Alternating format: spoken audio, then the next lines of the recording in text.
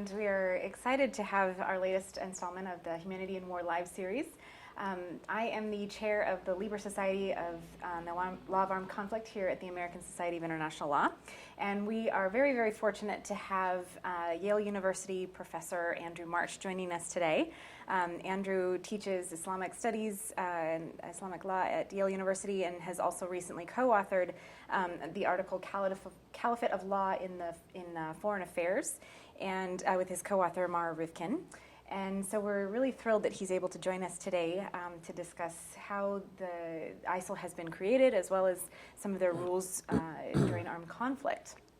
So Andrew, you've written that while most of the world's attention on ISIL focuses on the atrocities such as public beheadings, mass executions, sexual slavery, and this has led to some comparisons to apocalyptic death cults. You noted in your Caliphate of Law article that ISIL sees itself as a distinct and authentic legal order based on a literal reading of early Islamic texts, as well as a long-standing theory of statecraft and legal authority. So can you help explain a bit to us how ISIL is trying to use these constitutional foundations to establish a legal framework for its existence?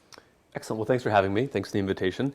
So there are many, many groups that believe that Muslims should fight to liberate territory that is occupied or under attack by non-Muslim, particularly Western countries. There are many, many groups that believe that Muslims should strive either politically or through violence to bring about a more authentic Islamic order, one that enforces more aspects of Islamic law, one that upholds the interests of Muslims better. But within the broad universe of all of those different kinds of groups, ISIL is very special. They're special because they think that what they have done in the lands that they govern between Iraq and Syria is not just to create an Islamic state, but to create the Islamic state. So we, of course, refer to them as ISIL because for a brief period, they described themselves as the Islamic State of Iraq and Syria.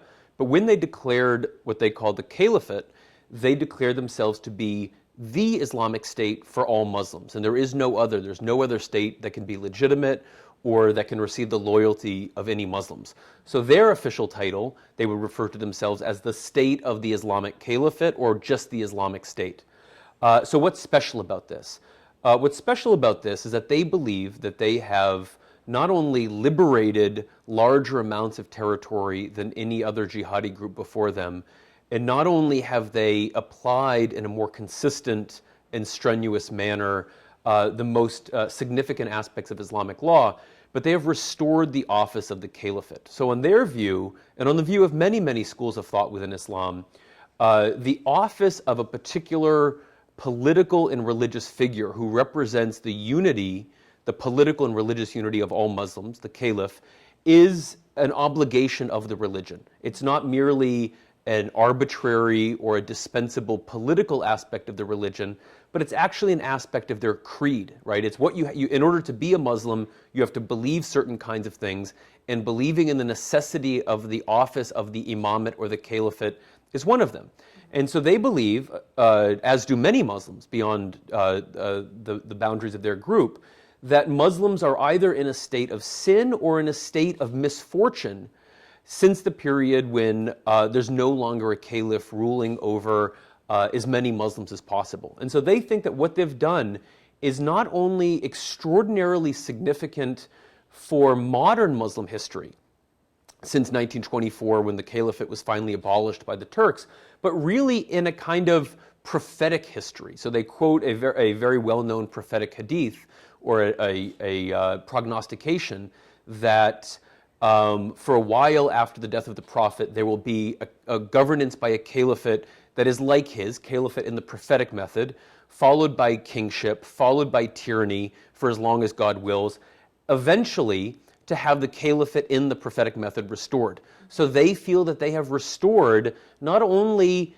an office that many Muslims regard as desirable, but a particular way of establishing this office that was anticipated by the Prophet Muhammad before he died. Oh, wow. Can you talk a little bit about what exactly is the role of the caliph and the Right. fact that they have established Sharia Courts, Yeah. and they actually have a rather interestingly defined legal system in place? So let's first talk about the caliphate aspect, or the figure of the caliph. So there's a few interesting things to point out. It's very tempting, I think, for some Western observers to compare the office of the caliph to the pope. And there's some good reasons for that. It's a figure that is built into the creed. I believe it's part of Catholicism that you believe that the seat of St. Peter is a necessary aspect of the church. So in that part, there's a certain kind of similarity. There's a similarity in the sense that once upon a time, the Pope represented both religious and political unity for all of Christendom. But if you imagine the Pope as a figure that is infallible, or that pronounces in an infallible way on doctrine and on church policy, I think it's important to understand that the caliphate for Sunni Muslims is a much more limited office. So you have this interesting kind of situation under lands ruled by ISIL, whereby their main claim to fame is that they have restored the caliphate. This is what distinguishes them from all other jihadi groups. This is what makes them worthy of loyalty by all Muslims on the planet, not just jihadis. At the same time, the caliphate is not a cult of personality. So not only is the Caliph Baghdadi, or Caliph Ibrahim as they call him, is obviously in hiding all the time, but his image, of course, is forbidden. You can't show images. But it's not, the personal aspect of rule is very often downplayed. What's important is that now there's this office. There's an office of the caliphate. There is a system of governance that is organized around the caliphate. But it's just as important to them, when you read a lot of their propaganda, that the caliph is supported by various kinds of institutions. What's called a shura council, or a consultation council, a Sharia council, a council of people who loose and bind, the people that will elect, that elected him and will elect his successor. So it's a very interesting scenario in which it really is meant to be a state of law. And the caliph has a very important place in articulating the law, in resolving disputes, and in representing the legitimacy of the law. But he's not seen as a figure that's above the law, or that is somehow charismatically transcending normal practices of lawmaking. Interesting. So within the role of the caliph and the support structures that he works with, how do the Sharia courts that have been established under ISIL's rules fall into that? Right, so that's extremely important. So it's an extremely important aspect for their own understanding of their own legitimacy, that they establish Sharia courts immediately whenever they establish control over a particular area. So again, for them, they will say that we are not bringing any law, we're not bringing any new law, we're not legislating, we're not codifying. All we are doing is allowing for the law that was revealed and commanded by God through the Quran and through the prophetic hadith, the statements and actions of the Prophet Muhammad, that is known in original source texts and through the history of juridical interpretation, for this to be applied in the land. And so for them, it's extremely important that courts are seen to be at the forefront of their operation, that the courts are seen to be run by Sharia judges. They are not only establishing courts, but they're also establishing various kinds of law schools, Sharia training centers, in which both ordinary fighters in ISIL's army and ordinary sort of, if you want to call them citizens, although it's not the term that they would use, would be retrained in Islamic law, but they're also training judges. So they're applying the law in the way that ISIL imagines it ought to be implemented.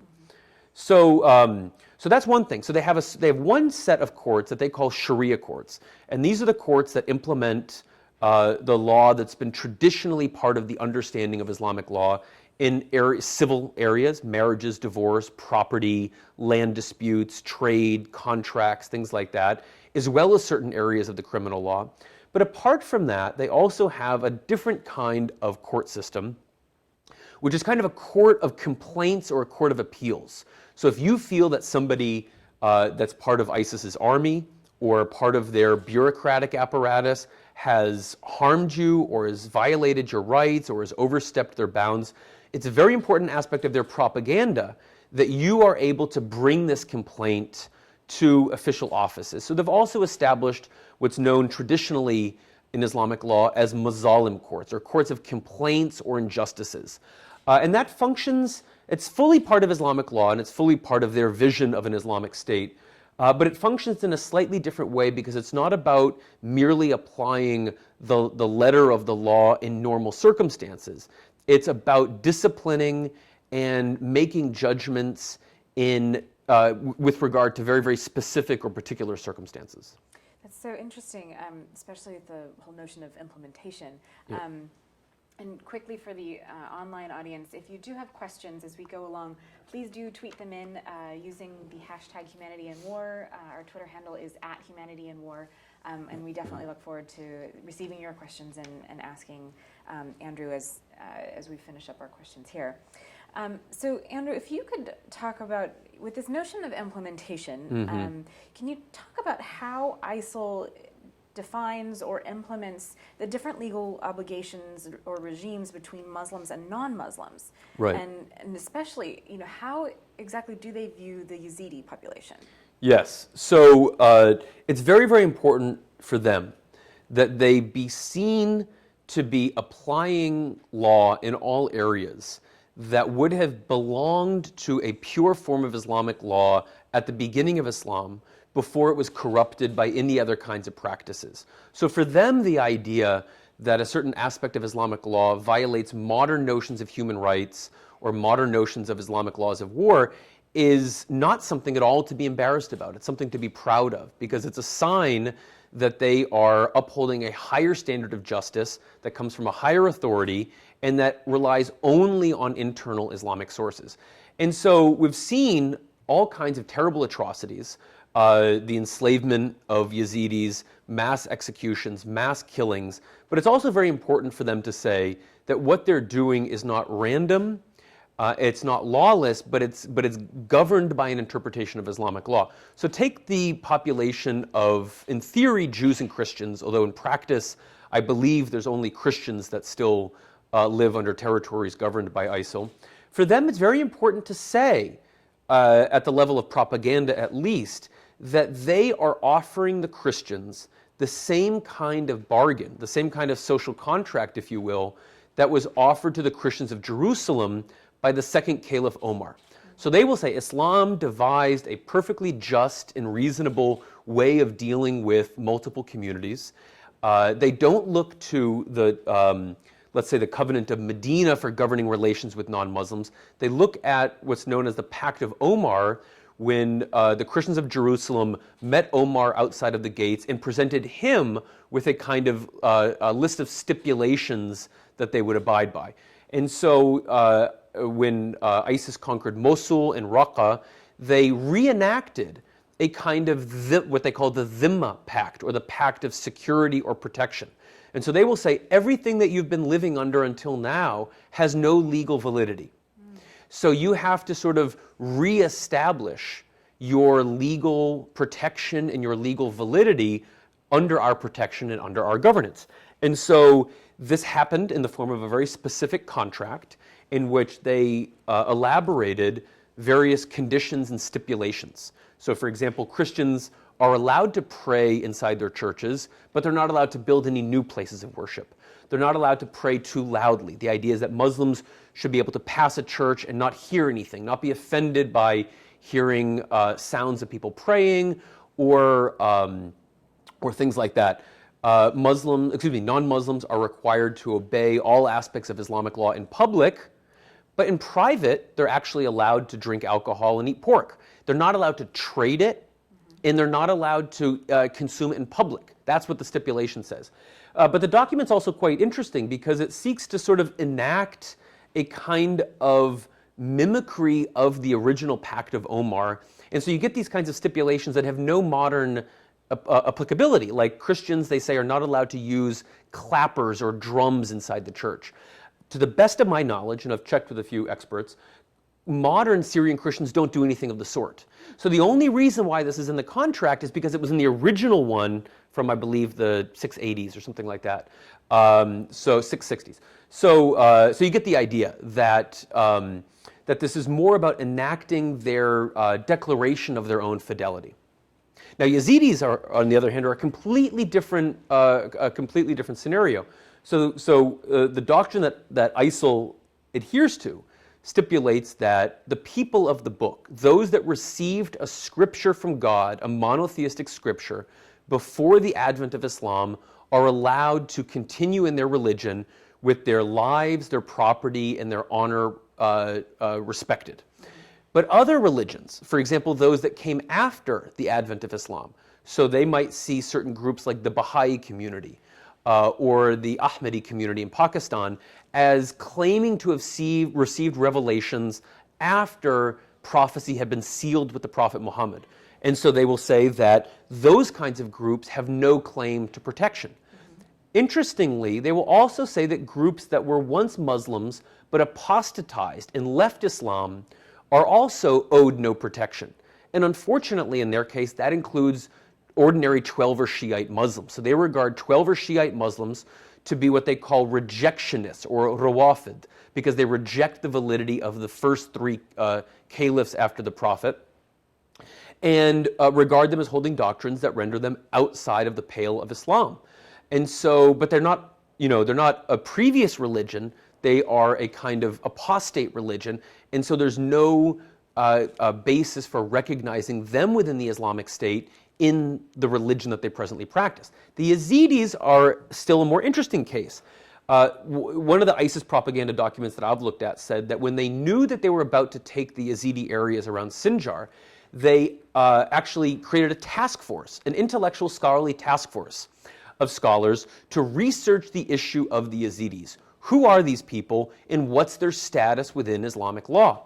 And they recognized disagreement. They said, we know that certain scholars about this disagree, but we have come to the view that they adhere to a pre-Islamic religion. So they're not apostates. They are, they actually adhere to a religion that has its roots perhaps in Zoroastrianism or other kinds of pagan traditions, from that area, that then took on certain kinds of Islamic accretions, but should not be confused at all with any legitimate Islamic interpretation that perhaps then went astray. So they said these are what we call original unbelievers that can't be given the Dhimma Pact that Christians are given. So they have only the choice between being fought, converting to Islam, or being enslaved. And so that's the ground on which they justified the legal enslavement of Yazidis, particularly Yazidi girls and women. There's one final twist to that. There's also a hadith report or a prophecy that says the Mahdi or the Messiah will not return except as the child of a slave girl. So there's a prophecy that says that the Messiah will return as being born to a slave. Well, that can't happen unless you have slavery. So it's also a necessary aspect of their sort of apocalyptic or their prophetic vision that this institution be resurrected, and they're very, very proud of it. Mm-hmm. They're not apologetic, or they don't see it as a kind of a shameful aspect of war. They have propaganda that proudly proclaims that they have restored the practice of slavery, which is again fully within Islamic law as they understand it, but also related to this prophecy. Fascinating. You've also written about how ISIL has actually developed a rather sophisticated legal system, as you mentioned earlier, for citizenship, land use, trade, and armed conflict. And specifically, ISIL claims to follow Islamic laws of armed conflict. Right. So can you talk about what are some of the specific rules of war that they follow, and what are their legal sources for these rules? Right. So the Islamic law of warfare, or what's known as fiqh al-jihad, was a very, very developed area of the law, traditionally in Islamic law. And in fact, I would argue that since the rise of this kind of jihadism has actually kind of undergone a certain resurgence. So you might say that mainstream Sunni scholars weren't particularly interested in this topic 30, 40, 50 years ago. They weren't writing books on this sort of thing because it was sort of seen, well, we live in a modern state system. We don't have major objections to this. And the books that they did write would kind of sort of recapitulate traditional doctrines in a sort of uncreative way. So since the rise of international jihadism, Afghanistan, perhaps you might also say the civil war in Egypt in the 1980s or in Algeria in the 1990s, There's been a sort of resurgence of armed groups and intellectuals and scholars that are associated with them taking a deep interest in the moral, doctrinal, and legal rationale for what they're doing.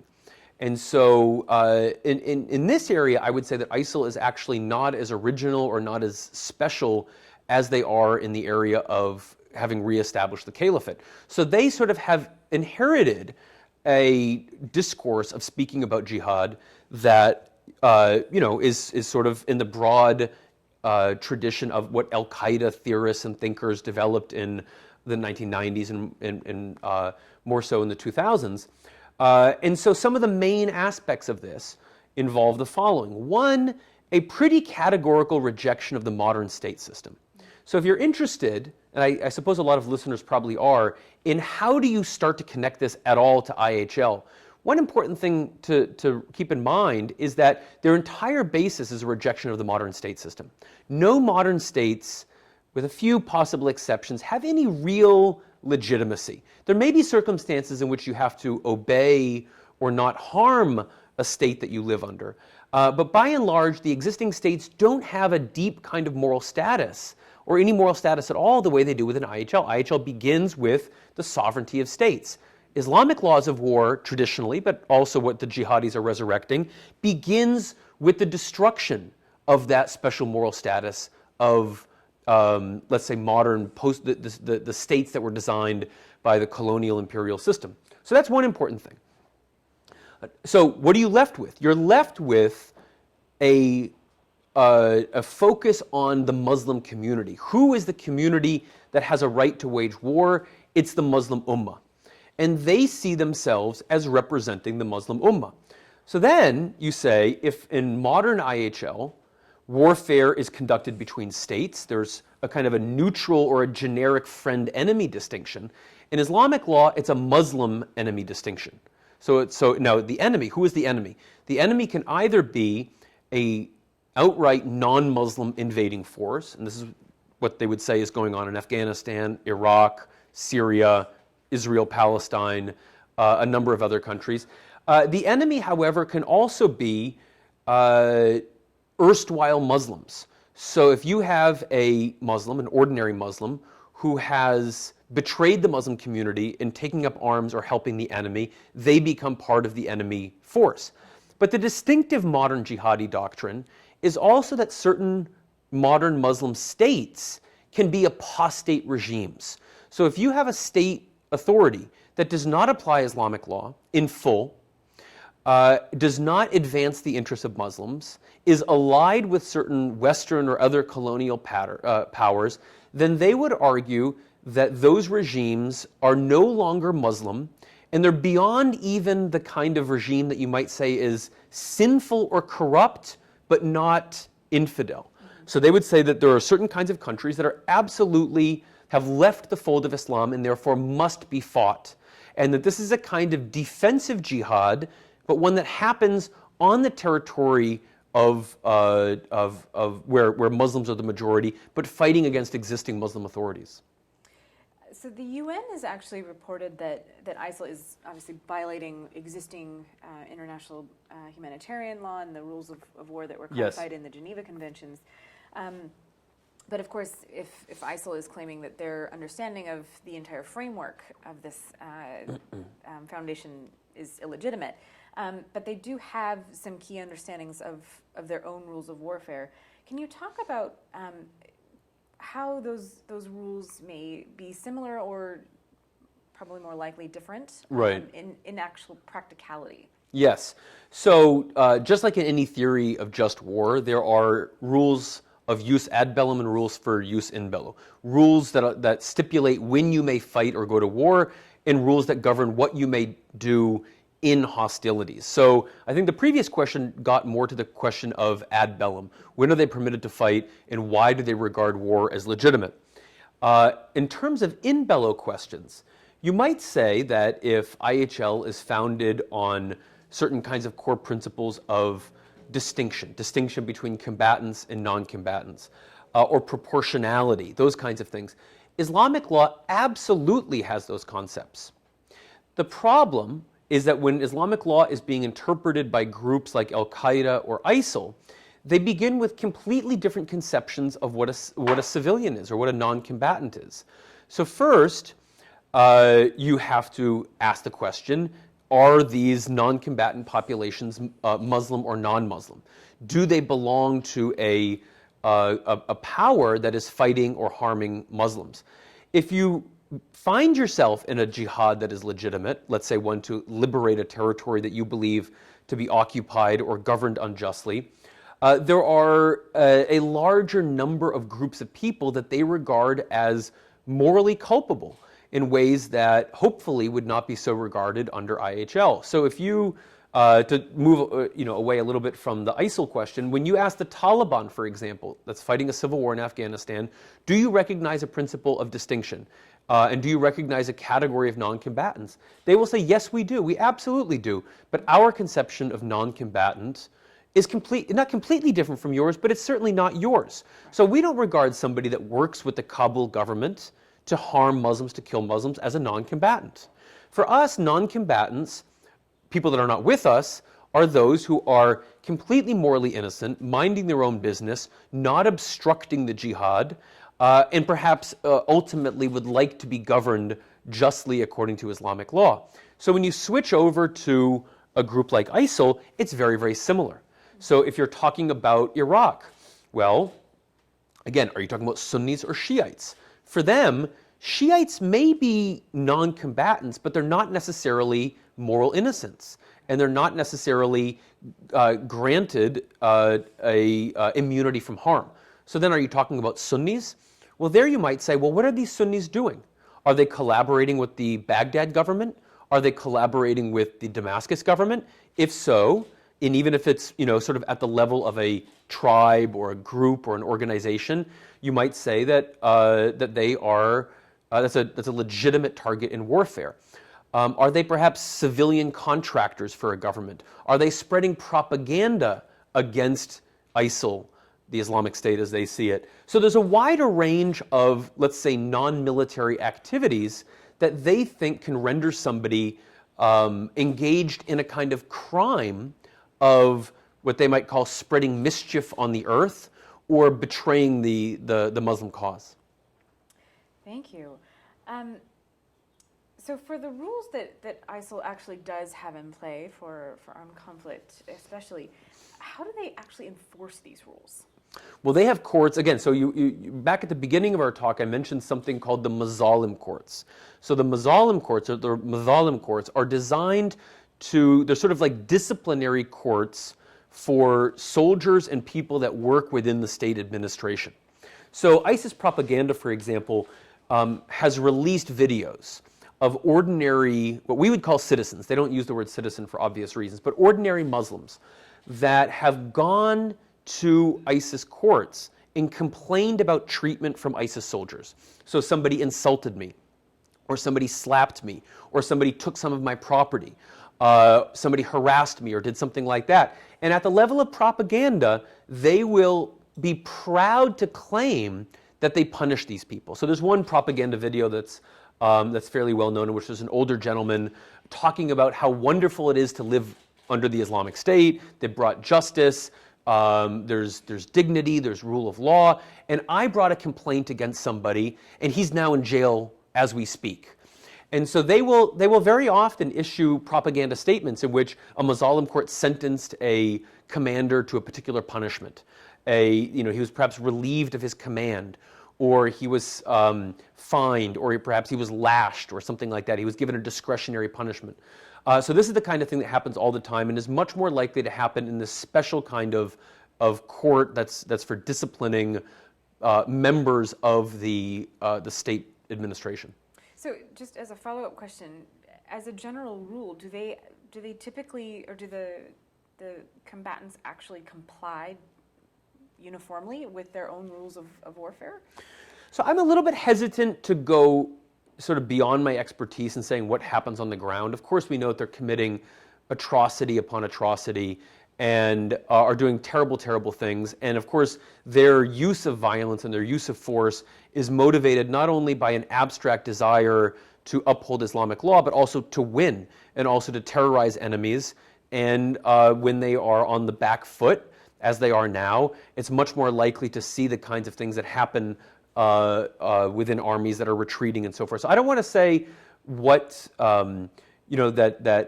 that they always follow, but I think it's pretty well known, and I think a lot of military experts would agree that they are a very, very disciplined organization. You don't have the successes that they have had by not having close coordination between commanders and a fairly rigorous chain of command. So one thing that they not only say about themselves, but there's independent confirmation of, is that all fighters go through a Sharia training course.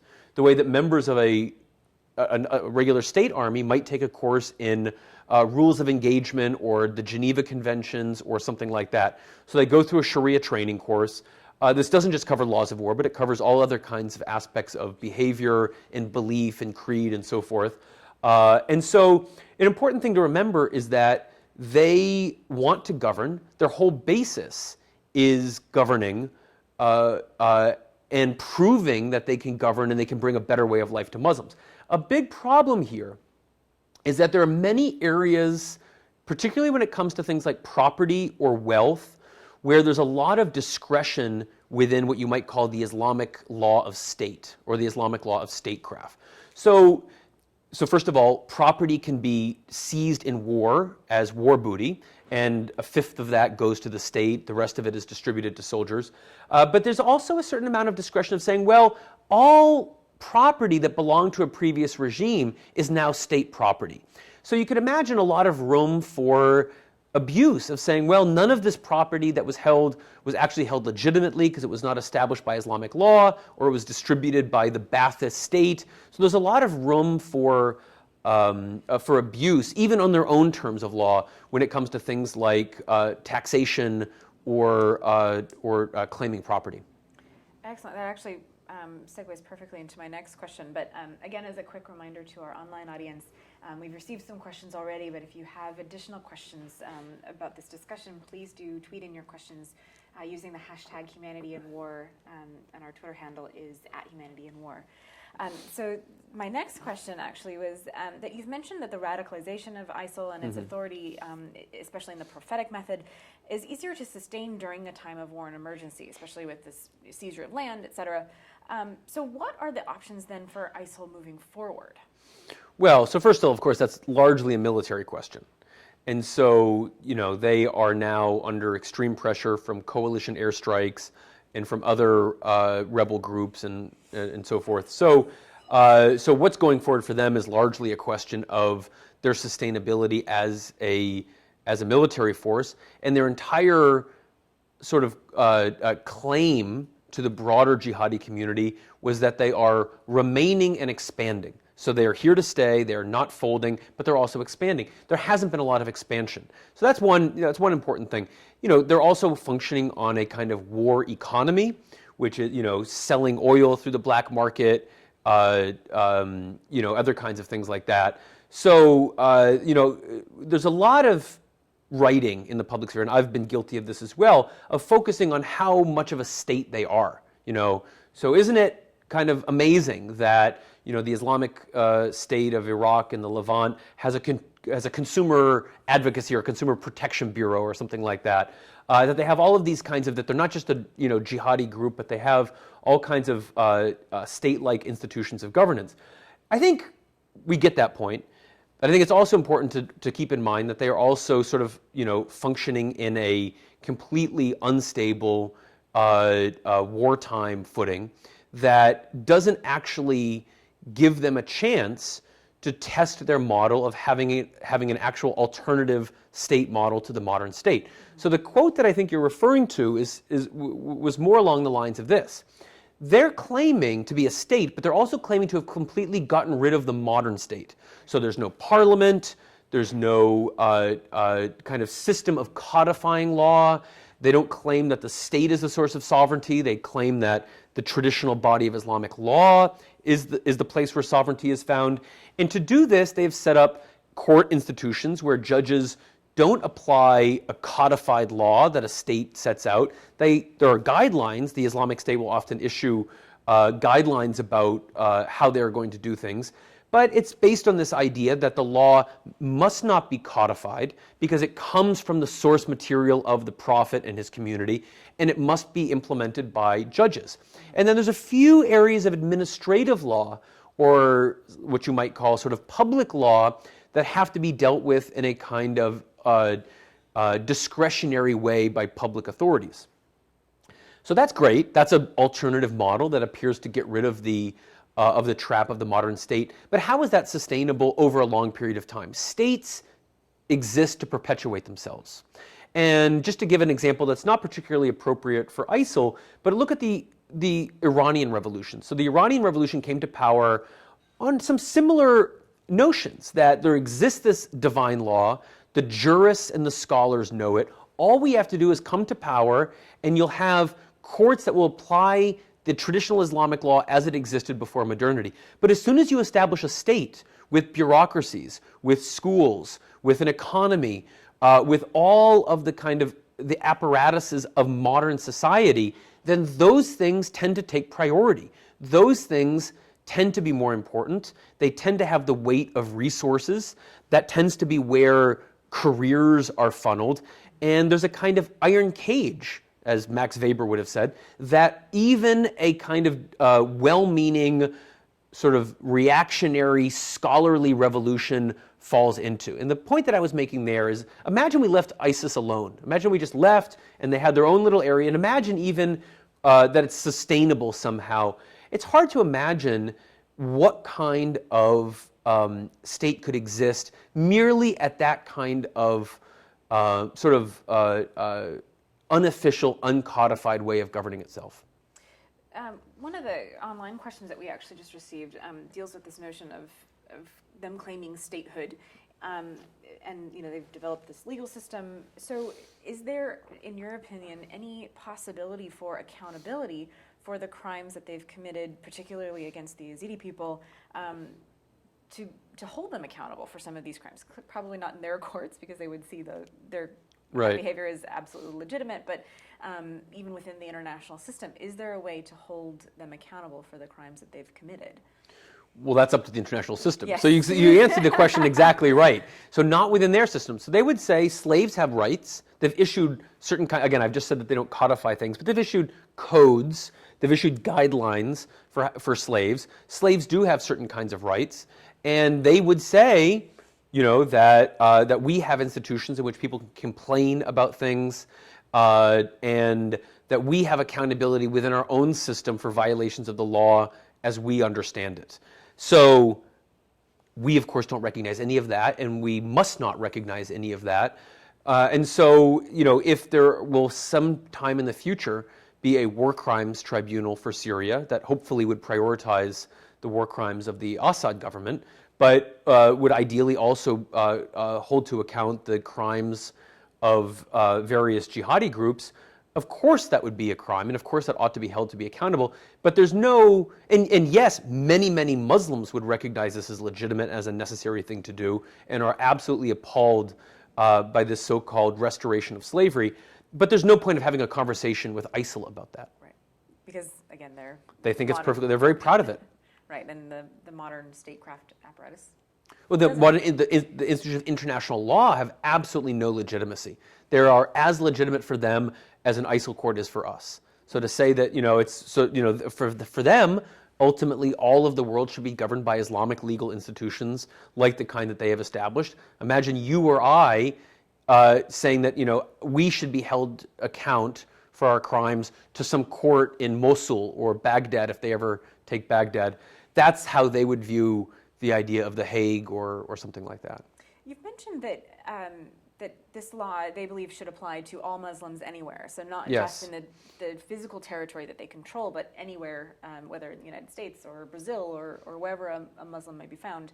So given that they have rejected this idea of the legitimacy of international law, has there been any research into how would that actually apply, given that they they are rejecting an international legal framework, but Right. they will apply their laws to anyone globally.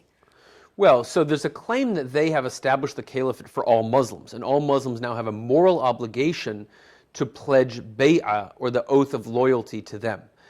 And they will also claim that Muslims have an obligation to migrate, or what they say, perform hijrah, to the caliphate. So once there's a space on the earth that has been liberated for God's law, all Muslims are obligated to migrate there. And a lot of their propaganda, particularly in Western languages, consists of calls to Western Muslims to migrate, particularly well-educated ones, doctors, engineers, people that have skills that they can use.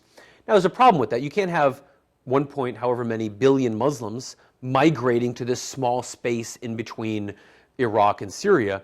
So their goal, of course, is that ultimately the caliphate will spread out and these lands will be liberated. But it's a point of their own doctrine that is a little bit paradoxical. That on the one hand, they want all Muslims to declare loyalty and even to migrate, but they also know that they can't all fit there, but they also want Muslims abroad capable of executing their will and doing mischief. Again, quick reminder for those of you who are online to send in your questions using the hashtag #HumanityInWar. The other question I had was, they've done a really fantastic job of using social media to issue these calls, and what success have they really had in, I guess, expanding their message regarding their legal framework? Because it seems like a lot of people are very confused about the legal framework that they're operating upon, and definitely, I think, doing a good job of appealing to an emotional desire to be a part of this movement, etc.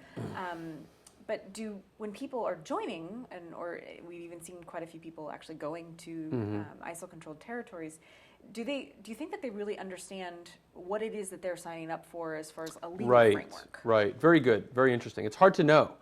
It's hard to know what, and I think there are different people that will migrate for different reasons. So there's been a lot of writing in the public sphere about particularly European Muslims that have traveled to Syria, and also the kinds of European Muslims that have then engaged in terrorist attacks in Brussels and Paris and so forth. And so there's a whole cottage industry of people speculating on what their actual motives are and what their level of knowledge is. And I think there's almost emerged a kind of prototype of European Muslim who is young, maybe had a kind of sinful past, drank alcohol, dated, that kind of thing, perhaps even very recently, and lo and behold find themselves engaging in some kind of atrocious act of terrorism in the name of the caliphate. So there's one view which says, that there's nothing really particularly religious about this, and we know this because their religious knowledge is very, very minimal, and their religious motivation for most of their life has been very minimal. And so they demonstrated all these kinds of anti-Islamic behavior. The problem with that view is that it's not particularly scientific. You need lots and lots of data in order to evaluate what the kind of median or average person is that goes there. And it shouldn't be surprising that there are lots of different types of people that have gone from different kinds of class backgrounds, some from working class backgrounds, some from more educated or middle class backgrounds in Europe, some with higher levels of religious knowledge, some with lesser levels, some with resources, some with no resources, that kind of thing. So I'm not an expert in that. I don't want to sort of speculate, but you do sometimes hear stories of people that have gone there, particularly sometimes young women or young girls, and have become very disillusioned, it's not at all what it was like, or life is very, very hard in jihad, and have tried to leave or have tried to escape, or have found that they didn't exactly know what they signed up for. So that's not really my field, and I shouldn't speak with any kind of more authority than I have. What I will say about their propaganda, however, is the propaganda tries to hit a whole bunch of different notes. So there's one kind of propaganda that they use, which is not particularly what you might call aimed at explanation or reason. It's aimed at emotion and feeling. Right. So it's images of bad things that have happened to Muslims, or it's images of bad things that ISIL themselves have done. Sometimes we forget that propaganda images of them doing drastic acts of damage can be very attractive, and it can be part of their appeal. We are the ones that are engaging in extraordinary violence in a good cause, and so we shouldn't assume that they are embarrassed by these sorts of things. They are the ones that put out videos of executing prisoners, beheading prisoners, mass executions of Syrian and Iraqi soldiers, and that sort of thing. And that shouldn't be surprising to us. But it shouldn't be surprising to the generation that saw an administration that was extremely proud of going into Iraq with shock and awe. So the idea that you go in there with extraordinary violence is meant to be attractive. It's meant to be appealing to people that want to do that. At the same time, a lot of the propaganda does focus on what they're doing and what they're building. You know, we have these laws. This is where Muslims are encouraged to be better Muslims, where Muslims can live a full life and where nothing other than God's law applies. So I would be very surprised if there are many Muslims that have traveled there without any kind of knowledge of what sort of society that they claim to be trying to build. Do you have any sense of numbers of people that are actually migrating to this area? Those are out there. I'd rather not quote them out of memory. You know, that's very easily Googled. Sure. Yeah. The next question, I think a lot of folks, including myself, are still trying to wrap our heads around this rejection of modern legal frameworks and or ISIL's rejection of the legal systems.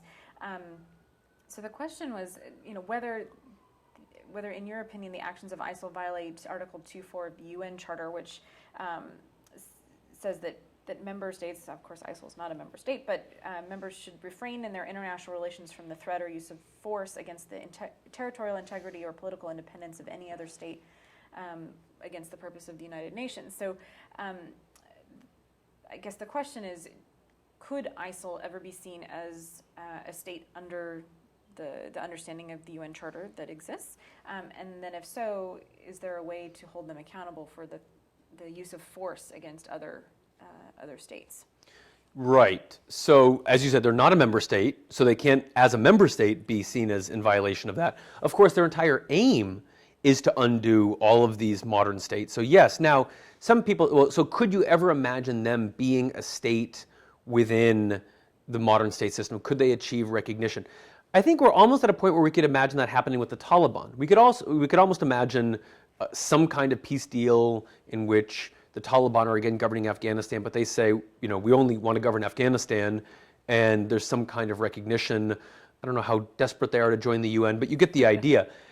So for ISIL to want that, to accept that recognition, would be a complete rejection of their entire reason for being.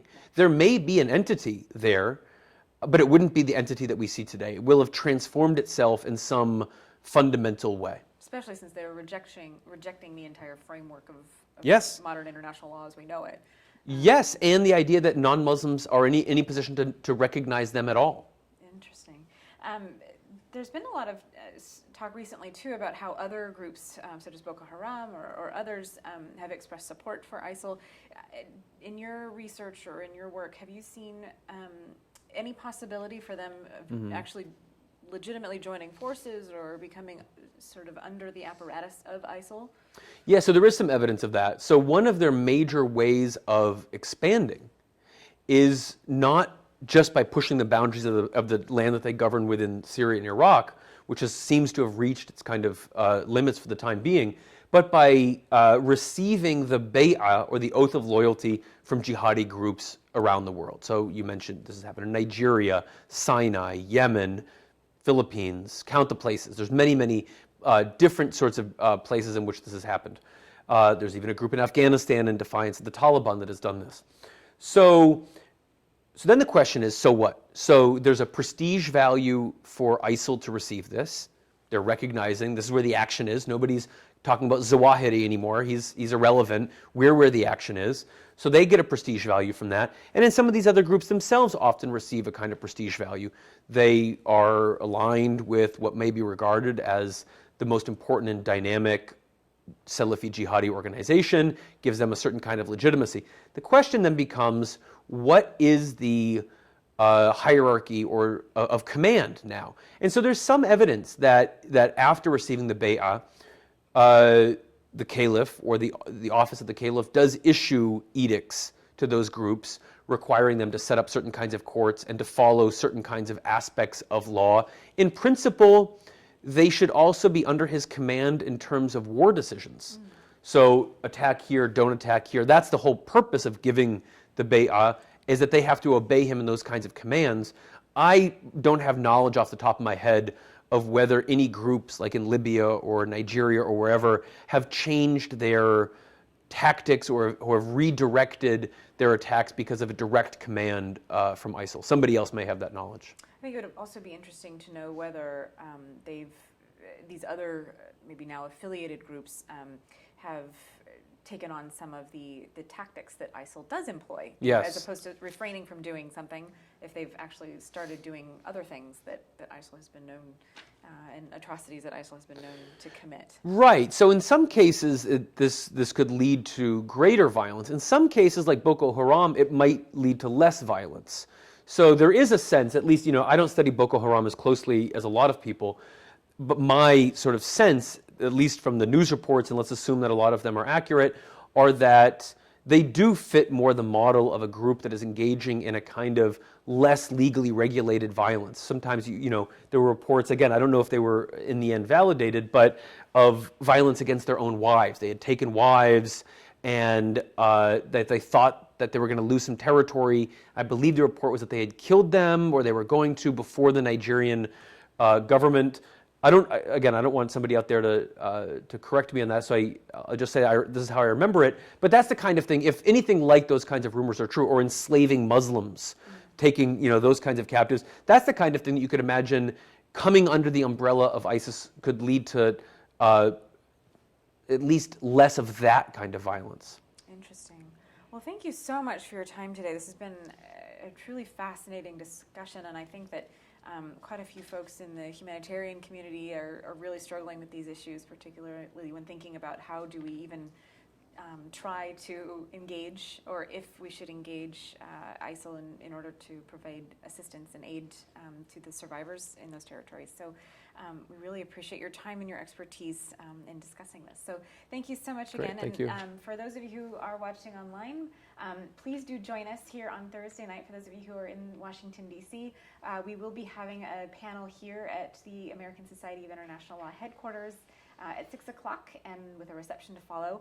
And we'll be talking about the accountability processes or mechanisms that human rights and humanitarian actors are trying to engage and establish evidence for future accountability mechanisms. As we've seen today, I think that's going to be more of a challenge than most of us even really realize. So please do join us for that. Again, the panel will be live streamed, available online, so we hope that you can join us. So thank you again, Thanks Andrew, and we really appreciate your time today. Thanks.